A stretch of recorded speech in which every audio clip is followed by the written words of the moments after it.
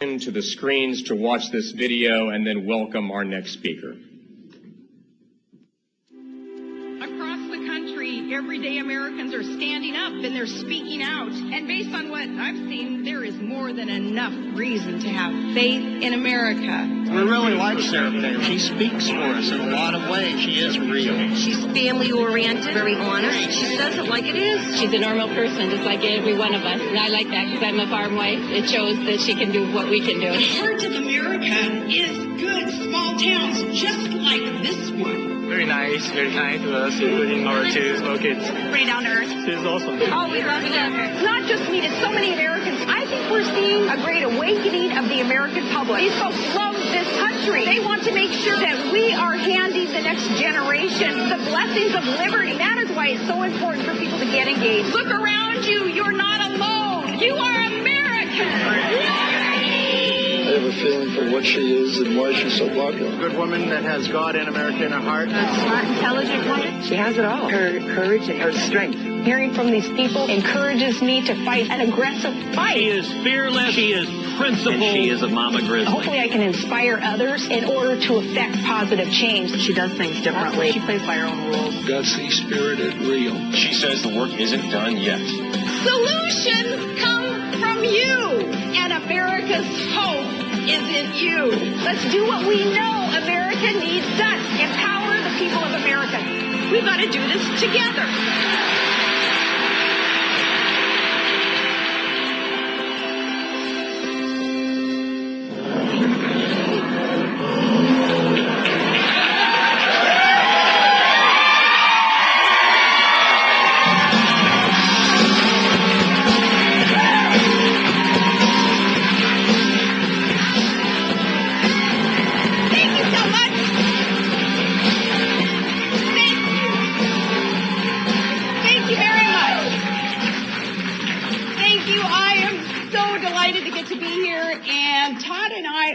Because of you, you have taken time out of your busy schedules to be here and to be involved. And Todd and I were just talking about this backstage. It's not about me. It's not about us. It's about you being involved and trying to defend our republic and save our country. So thank you so much for being here. Wasn't going to start off already getting all blubbery on you, but you know, you do my heart well, really. It's good to be among friends, and it is great to be here. It is so interesting to be in Washington, though, isn't it? I don't get back here that often, but every time I do, it just seems to get more and more surreal. I was going to ask Ralph, too, if he'd encountered any protesters here. If there's any protesters, you know, speak now or forever hold your peace. Because facing the protesters, facing the critics, that's something I do well. And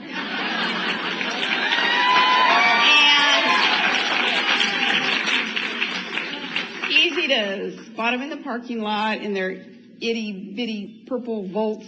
What gives them away is that re-elect Obama bumper sticker. That bumper sticker might as well say, yeah, I'm still dense. Really, I've rolled my truck window down as I pulled up to these guys, some of them, and said, really? Why? You know, sincerely wanting to know what is their thinking. Why would they support failed policies? And one reply I got before the 2012 race, a guy said, well, I'm not a racist, so I voted for him to prove it. And I replied, nor am I a racist. And hey, buddy, next time, vote for someone else to prove you're not a knucklehead.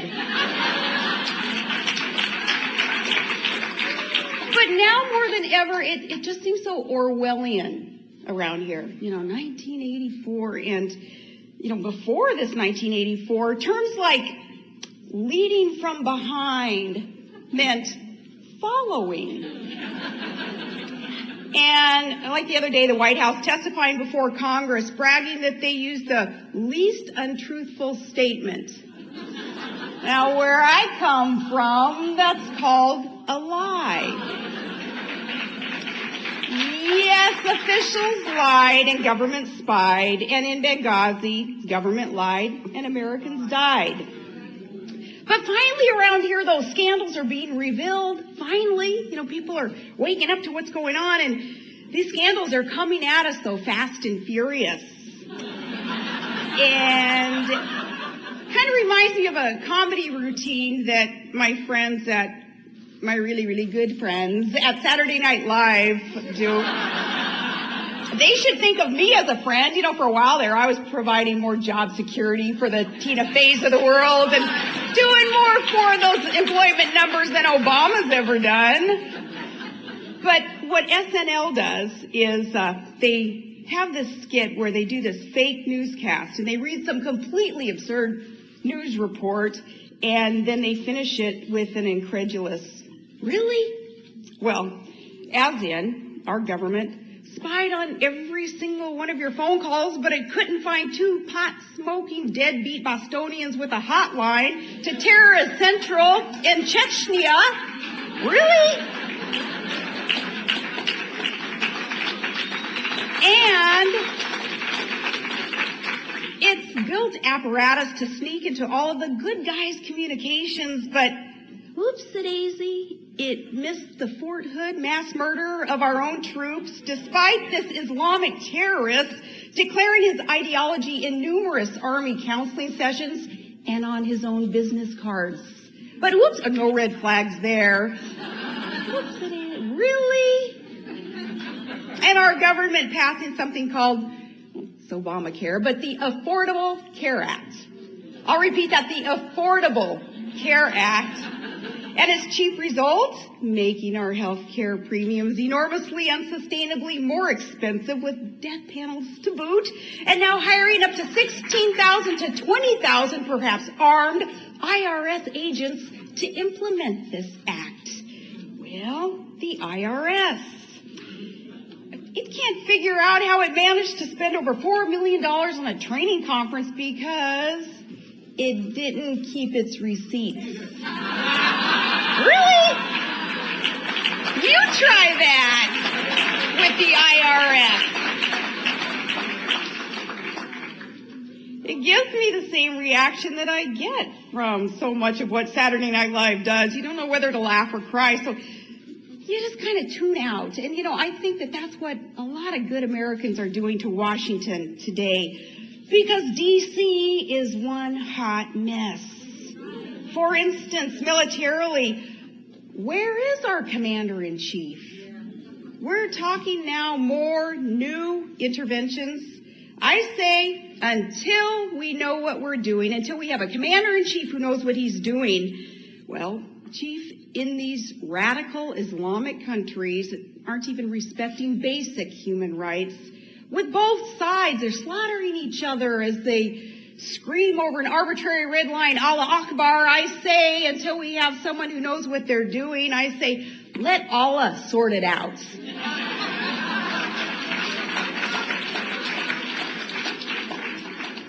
But friends, we're gathered today in a city that is awash in scandal. In other words, it's just another Saturday afternoon in D.C. But to me, this one feels different. The scandal, I mean. Something more is going on than your garden variety government corruption or even illegality. As the left would say, this is shaping up to be a teachable moment. What's going on says something fundamental about our relationship to our government.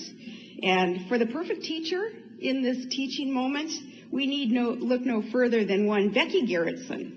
Now, Becky's a wife and a mother. She's a mama grizzly, and she's living in small town USA, Wetumpka, Alabama. And before last week, you probably had never heard of her. But Becky came to Washington recently to do something really that no American should ever have to do, and that was to beg for her rights. Becky came to Washington not as a victim, though, but as a victor, as a warrior. Wetumpka, home of the Indians, though, so what'd you expect, Washington? And she was there. This lady had been singled out for her political beliefs. She's a Tea Partier. But she came to Washington not to apologize, but to evangelize. Becky had been treated by her government as an uppity yokel, a dangerous hick who needed to be brought down in an avalanche of red tape. But Becky came to Washington not as a subject, but as a citizen. She made her case better than I ever could have. Part of what she said to Congress, she said, where I come from, quote, "We are patriotic Americans. We peacefully assemble. We petition our government. We exercise our right to free speech, and we don't understand why our government tried to stop us." She went on to say, "I am not here today as a serf," she said. "I am not begging my lords for mercy. I am a born free American woman, a wife, a mother, a citizen, and I'm telling my government that you have forgotten your place."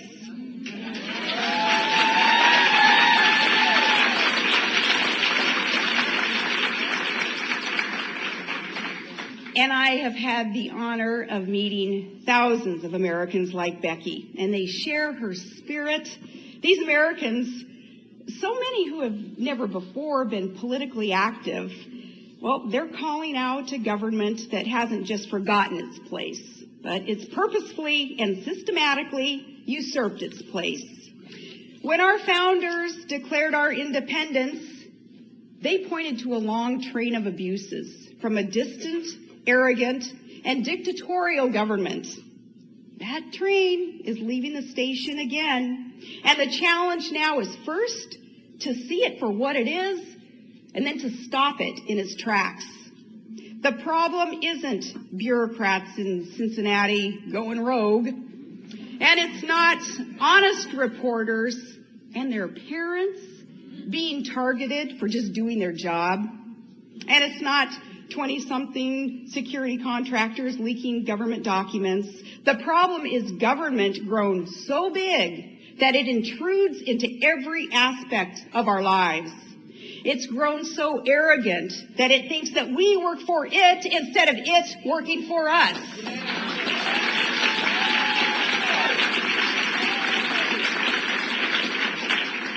The problem is we've got these politicos with this religious faith in the power of government and elitist disdain for the rights of we the people. To rebuild our majority, then, this is the lesson that we must learn. The scandals infecting this city, they are a symptom of a bigger disease. And it doesn't matter if it's Republican or a Democrat sitting atop a bloated boot on your neck, out of control government. Everyone gets infected. No party is immune. That's why I tell you, I'm listening to those independents, to those libertarians who are saying, you know, it is both sides of the aisle. The leadership, the good old boys in the party on both sides of the aisle kind of perpetuated these problems. I tell you, Congress, though, the good old boys that do perpetuate the problem, that haven't been part of a solution. They've been part of a problem. Now, you know what I wish that Congress would do? Man, just for a week, perhaps, just put themselves on cruise control and Ted Cruz control. Just for a week, and let's see where things go. I think we'd see some solutions.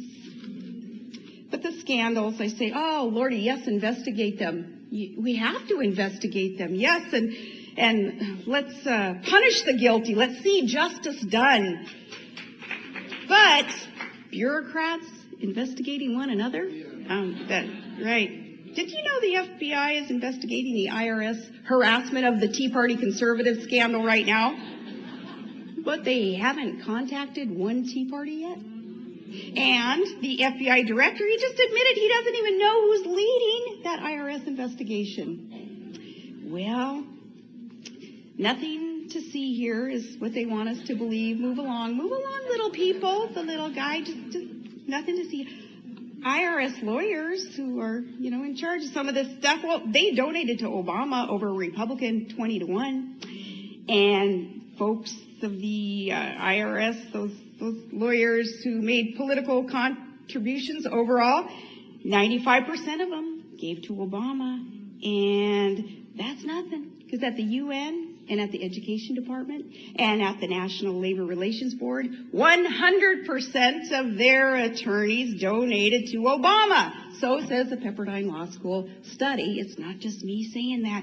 But investigate, yes, investigate. But folks, we can't kid ourselves that we can stop at just that, because we will never restore the trust of the American people just by pointing out how little they can trust the other side. And let's not kid ourselves in believing that we can rebuild our majority, by the way, by passing a pandering, rewarding the rule breakers, still no border security, special interest written amnesty bill.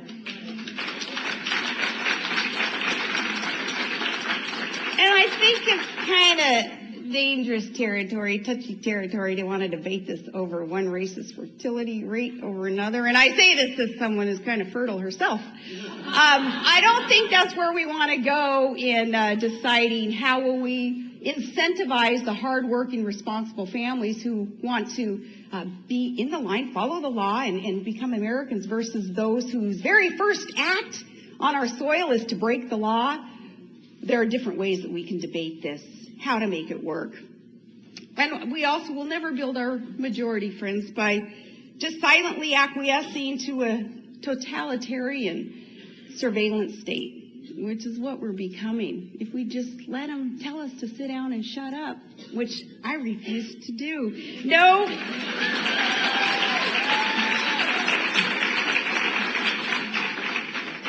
We have nothing to gain by just loudly condemning the tactics of the left while we retreat and quietly adopt their philosophy. Because we are a free-born people, and the day that we forget that, the day that we stop worrying about the tyranny lurking around every corner, which Barack Obama just told a group of graduates recently that they should ignore and forget about. No, that's the day that we lose our freedom. That's the day we stop being citizens and we become subjects. As our founders, and our sacrificial veterans roll over in their sacred graves, too many forgetting today the words that they spoke, the words that we must be willing to say today. Their words that launched the revolution. Remember what Patrick Henry said. He said, "I know not what course others may take, but as for me, give me liberty or give me death."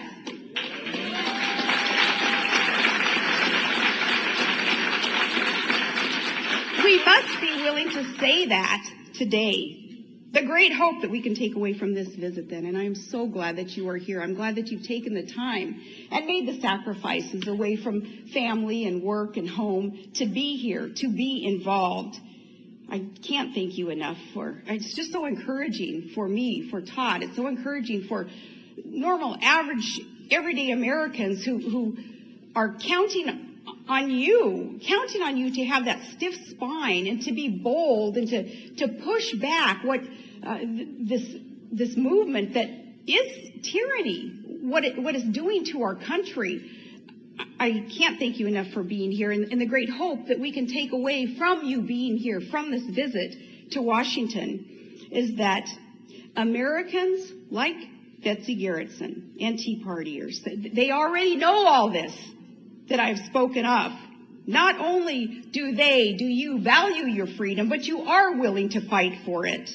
In hundreds of towns across America, from Wetumpka to Wasilla, so many Americans are fighting the good fight.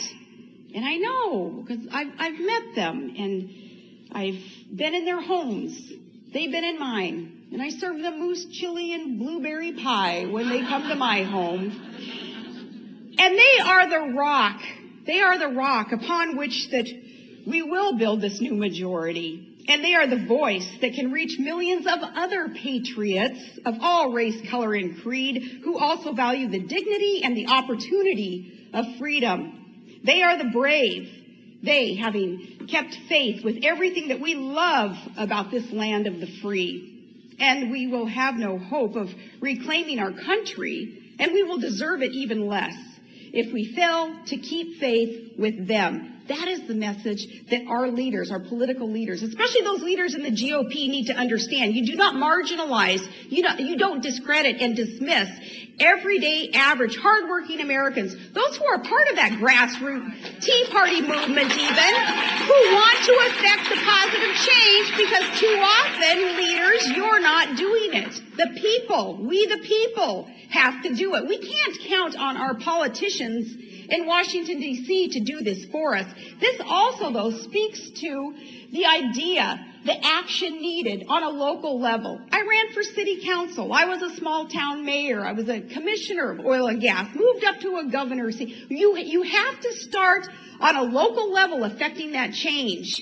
You don't just accept the good old boys trying to shove things down in your own hometown either that aren't part of a liberty-loving populace that is here running their businesses, raising their families, assuming that everybody understands what our Constitution says, assuming that, of course, it's in our heart and soul that we will follow our Constitution. We won't erode our Constitution. Start on the local level, affecting that change as you work on these higher levels of politicos who happen to be in charge of our country. Start on that local level, or do both. Just do both, local and national, okay?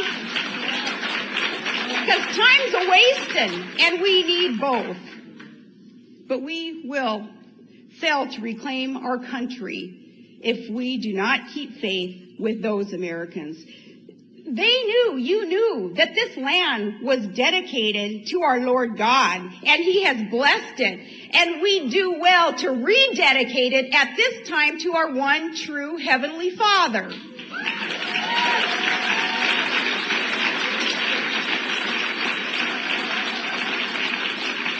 Because we're not going to come up in our own simple minds with the solutions. The challenges are too big. We need that divine inspiration. We need to ask that hand of protection and the blessings of our Father again to fall upon our nation. Not that we are a deserving people, but that's what God's all about, grace and mercy and forgiveness. And if we ask for this, and if we do rededicate our land to our Lord, things will turn around. And I know that at least you all can appreciate that.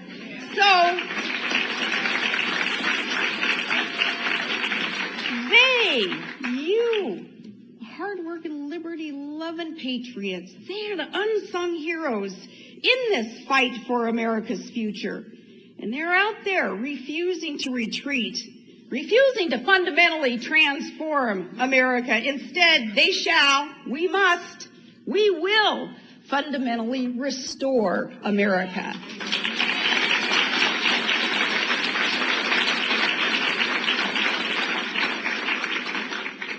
With that, I want to thank you again, and I want to ask you to keep up the good fight. We can't get tired. We can't weaken our resolve to defend this republic and make our politicians be accountable and follow our Constitution.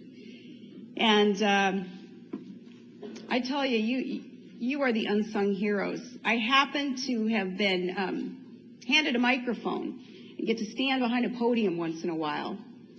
But I'm speaking on behalf of you who love this country as much as I do, who love and value life and our kids, some who perhaps will face more challenges than the rest of us will face. Yet we understand the dignity of human life. We understand that there are God's standards of perfection, which really count, and then there are the world's standards of perfection that are superficial and often materialistic and don't matter. You all know what really matters, and that's why it's so good for us to be here, to be encouraged, to be fed by you, knowing that you're out there, that you got our back, and we've got your back. So with that, I thank you, and Happy Father's Day tomorrow. Happy Father's Day to our founding fathers, and in their honor, let us do better for the country that they bestowed upon us. Thank you all so much, and God bless you, and God bless the United States of America. Thank you.